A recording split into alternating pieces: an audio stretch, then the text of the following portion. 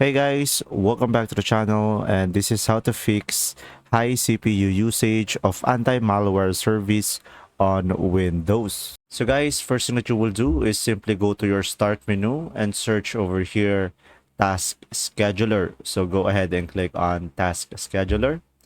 And now from here, just simply click on this Task Scheduler library and just simply go to Microsoft. And now go to Windows, and from here just simply scroll down to the very bottom and you should be able to see here Windows Defender. And now from here guys, you should be able to see here an option Windows Defender Scheduled Scan. So double click on this, and from here you will have this tab, and after that just make sure to uncheck this and then go to conditions and make sure to uncheck also this and click on OK. And from there, you should be able to fix the issue.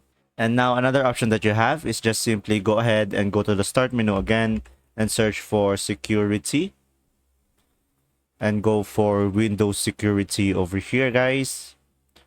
And now over here, just go over to the virus and threat protection.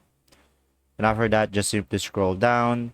And from here, just simply go over here, manage settings on the virus and threat protection settings. And just simply scroll down and you should be able to see here exclusions. So click on add or remove exclusions. And from here, just simply click on add an exclusion. And from here, go to file.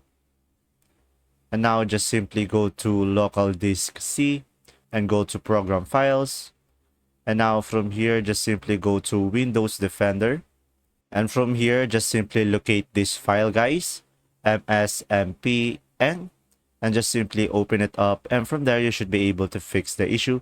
And there you go. If this video was helpful, please like and subscribe. And thanks for watching, guys. See ya.